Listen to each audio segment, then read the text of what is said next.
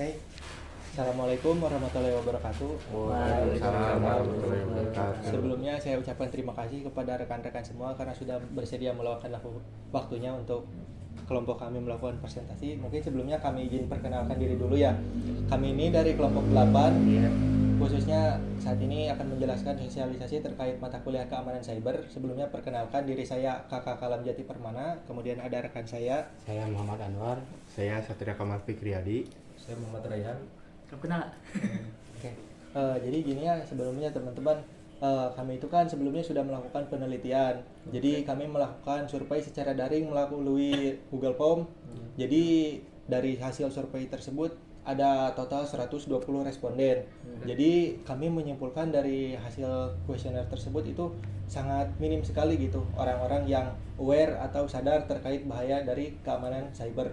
Jadi mungkin dapat disadari oleh rekan-rekan yang lainnya kan kalau dalam dunia internet itu pasti banyak serangan ya kan, benar gak dari rekan-rekan? Ya, mungkin ya dari awareness itu tersendiri ya kita itu harus bisa menyadari diri kita lah dalam berinteraksi di dunia internet. Jadi apa yang akan kita lakukan itu jadi pasti akan ada dampak dan juga resikonya. Mungkin untuk terkait fenomena itu akan disampaikan oleh Anwar. Kita juga harus mengenali bahaya di internet.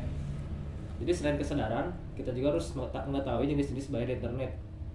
Penelitian yang kami lakukan yaitu 35% dalam menjaga keamanan bahaya di internet seperti penipuan lewat SMS, virus di HP, atau akun yang dibajak orang.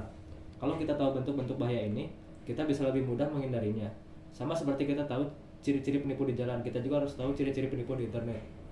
Ya kalau kita sadar dan juga tahu bahayanya, penelitian menunjukkan kita bisa melindungi diri hampir 50% dari serangan cyber. Ini artinya setengah dari ancaman internet bisa jadi kita hindari hanya dengan dua hal, yaitu sadar dan tahu. Sisanya memang tergantung hal lain seperti keamanan sistem atau peraturan pemerintah. Tapi yang bisa kita kontrol sendiri sudah cukup besar untuk membuat kita lebih aman. Lalu karena kesadaran terbukti paling penting, hal pertama yang harus kita lakukan adalah selalu ingat bahwa internet itu ada bahayanya. Jangan langsung percaya pada misalnya SMS hadiah, jangan sembarang kasih data pribadi, dan jangan download aplikasi dari sumber yang tidak jelas. Kemudian pelajari juga jenis-jenis penipuan yang sering terjadi agar kita bisa mengenalinya. Dengan begitu, kita dan keluarga bisa lebih aman menggunakan internet. Mungkin dari saya ada sedikit analogi ya, itu internet itu seperti jalan raya, ada manfaatnya tapi juga ada bahayanya.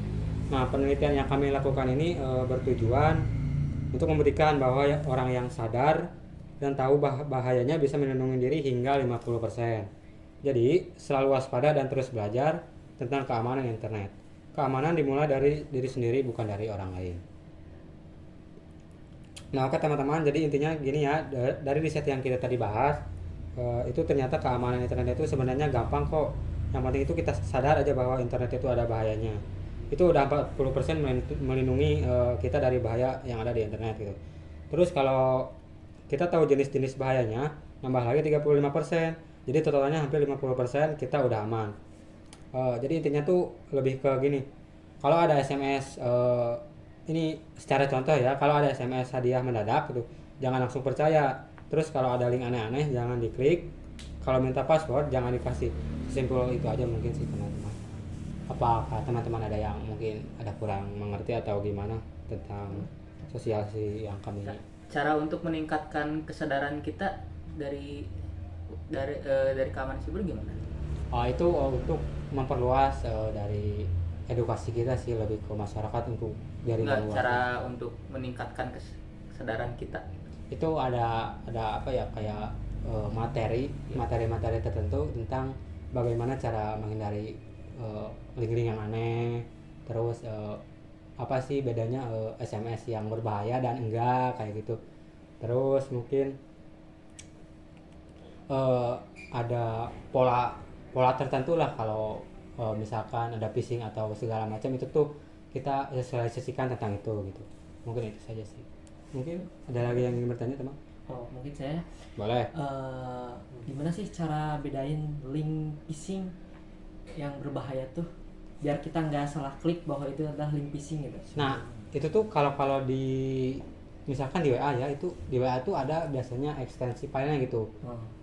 Biasanya kalau ada yang ngirim gambar, dia menyatakan itu gambar tapi ekstensinya misalkan aplikasi APK. Nah, itu tuh udah jelas-jelas itu phishing itu. Untuk misalkan HP kita meretas HP kita itu di remote dari si peretas itu. Jika suatu link itu tersebut terlanjur ke klik terus diisi data, itu gimana solusinya? Ya itu mah berarti otomatis ya kan ya kamu sendiri sudah memberikan data kamu kepada si pembuat phishing tersebut, otomatis ya data kamu kan dapat diakses oleh si pembuat link phishing tersebut. Jadi saya sarankan itu jangan asal mengklik link yang tidak terpercaya lah. Mungkin dari domainnya juga sudah kelihatan lah kalau link-link phishing itu bukan .com atau .id dari linknya juga. Jadi saran dari kami itu untuk berhati-hatilah dalam mengklik sebuah link apabila di si linknya itu harus menginputkan data-data pribadi oleh rekan-rekan gitu. Ada lagi yang ingin tanyakan teman-teman? Udah cukup. Mungkin sekian mungkin dari edukasi dari kelompok kami ya. Mohon maaf apabila ada kesalahan dalam tutur kata atau dalam penyampaian materi yang kita sampaikan. Saya tutup sekian, wabillahi taufiq wal hidayah. Wassalamualaikum warahmatullahi wabarakatuh. Waalaikumsalam warahmatullahi wabarakatuh.